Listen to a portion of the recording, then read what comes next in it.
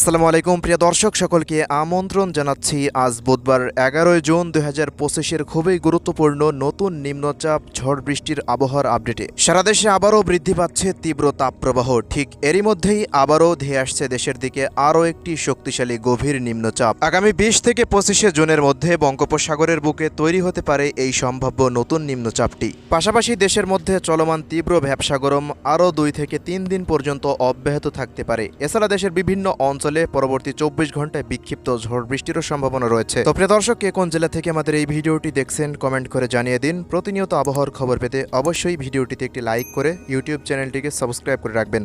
প্রিয় দর্শক, আমরা এই মুহূর্তে ইউরোপিয়ান আবহাওয়ার পূর্বাভাস মডেল রাডার ECMWF এর উপগ্রহ চিত্রে চলে আসলাম। তো এখান থেকে দেখে নেব আজ শুরুতেই কোন কোন অঞ্চলগুলোতে কি পরিমাণ মেঘের আনাগোনা থাকতে পারে এবং কোন কোন অঞ্চলগুলোতে বৃষ্টিবাহী মেঘের অবস্থান থাকতে পারে।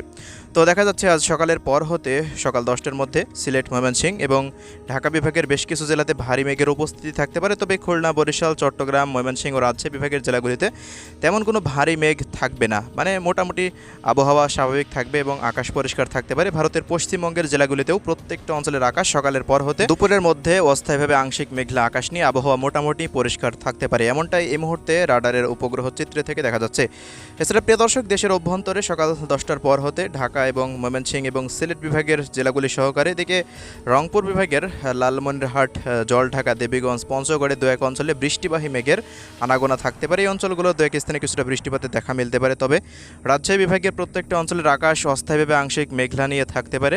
দু এক অঞ্চলে আকস্মিক বৃষ্টিপাত থাকতে পারে বিক্ষিপ্তভাবে, তবে তেমন কোনো ভারী বৃষ্টিপাতের সম্ভাবনা নেই। রাজশাহী, খুলনা এবং বরিশাল বিভাগের জেলাগুলিতে তীব্র তাপপ্রবাহ বিরাজমান থাকবে আজ সারাদিন। তো এই ছিল উপগ্রহ রাডারের চিত্রের পরিস্থিতি। আমরা এই পর্যায়ে চলে আসলাম বৃষ্টিবাহী মোডে। তো আজ সকালের পর হতে দেখুন বিক্ষিপ্তভাবে তেমন কোনো ভারী বৃষ্টিপাতের সম্ভাবনা নেই বললেই চলে। সকাল 10টা পর্যন্ত দেশের 8 বিভাগের 64 জেলার আকাশ অস্থায়ীভাবে আংশিক মেঘলা থাকলেও তেমন কোনো ভারী বৃষ্টিপাতের মেঘমালার দেখা মেলার সম্ভাবনা নেই। এজন্য কোনো অঞ্চলে তেমন কোনো বিক্ষিপ্ত বা মাঝারি বা ভারী বৃষ্টিপাতের সম্ভাবনা নেই বললেই চলে। এছাড়া ভারতের পশ্চিমবঙ্গ সহকারে দেখুন ত্রিপুরা, আসাম, মেঘালয় রাজ্যেও আবহাওয়া পরিস্থিতি পরিবর্তন হচ্ছে না।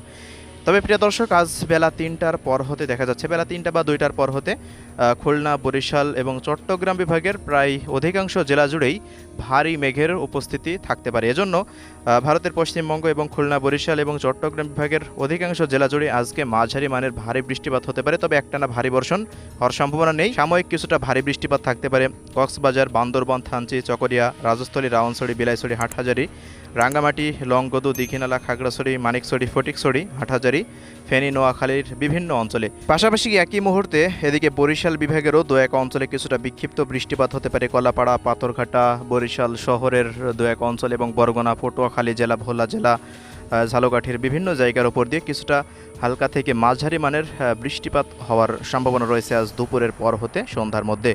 খুলনা বিভাগেরও মোংলা, বাগেরহাট, শ্রীকান্তপুর, সাতক্ষীরার দু এক অঞ্চলে কিছুটা বৃষ্টিপাত হওয়ার আশঙ্কা রয়েছে এবং বিক্ষিপ্ত বৃষ্টিপাত ছড়িয়ে ছিটিয়ে বিভিন্ন জায়গা জুড়ে হতে পারে। তবে রাডারের পূর্বাভাসে তেমন কোনো আপডেট আমরা দেখতে পাচ্ছি না। ছড়িয়ে ছিটিয়ে যে বৃষ্টিপাত হতে পারে এমন আকস্মিক বৃষ্টিপাতের আপডেট যখন হবে ওই মুহূর্তে তার 1 থেকে 2 ঘন্টা আগে দেওয়া সম্ভব। এজন্য এই মুহূর্তে তেমন কোনো আমরা আপডেট দিতে পারছি না। এছাড়া প্রিয় দর্শক, ভারতের পশ্চিমবঙ্গের আপডেটে যা দেখা যাচ্ছে, পশ্চিমবঙ্গের বিভিন্ন অঞ্চল জুড়ে বিক্ষিপ্ত কিছুটা বৃষ্টিপাত হতে পারে।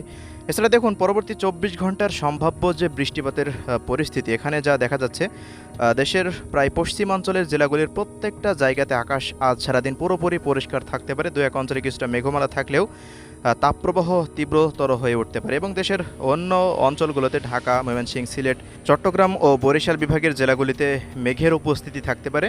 আকস্মিক বৃষ্টিপাত দু এক অঞ্চলে দেখুন 10 থেকে 12 মিলিমিটার, কোথাও 12 থেকে 15 মিলিমিটার এমন বৃষ্টিপাতের সম্ভাবনা এই মুহূর্তে দেখা যাচ্ছে। আজকে চট্টগ্রাম বিভাগে শুরুতেই যেমন বললাম ভারী বৃষ্টিপাত হতে পারে, দেখুন চট্টগ্রাম বিভাগে ভারী বৃষ্টিপাত হতে দেখা যাচ্ছে। তবে পশ্চিমাঞ্চলে রাজশাহী, রংপুর, খুলনার কোনো অঞ্চলে তেমন কোনো ভারী বৃষ্টিপাতের সম্ভাবনা নেই। পশ্চিমবঙ্গের দেখুন এদিকে প্রত্যেকটা অঞ্চলে 0 মিলিমিটার দেখাচ্ছে, মানে একেবারে সামান্য দু এক অঞ্চলে ছিটেফোঁটা বৃষ্টিপাত থাকতে পারে। তবে রাডারের সেই আপডেট তুলে ধরতে পারছে না এই মুহূর্তে।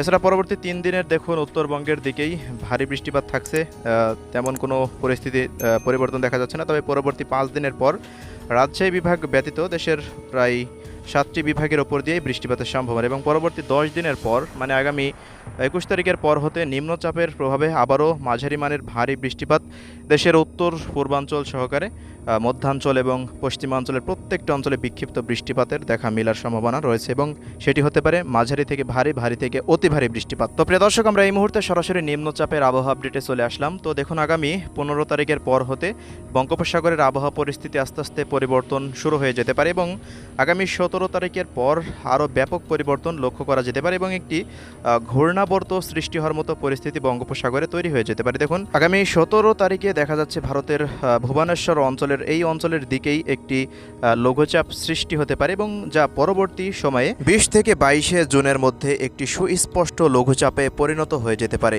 এছাড়া 23 থেকে 25 জুনের মধ্যে আরও একটি গভীর নিম্নচাপে পরিণত হয়ে যাওয়ার সম্ভাবনা রয়েছে, এমনটাই দেখা যাচ্ছে দীর্ঘমেয়াদী আবহাওয়ার পূর্বাভাস মডেলের রাডারগুলো থেকে। তো নিম্নচাপটি দেশের মধ্যে প্রবেশ করলে আবারও 3 থেকে 4 দিন মতো দেশের মধ্যে আবারও ভারী থেকে অতি ভারী বৃষ্টিপাত হতে পারে। তো দর্শক, এই ছিল আজকের সংক্ষিপ্ত আবহাওয়ার রিপোর্ট। সবাই ভালো থাকবেন। আল্লাহ হাফেজ।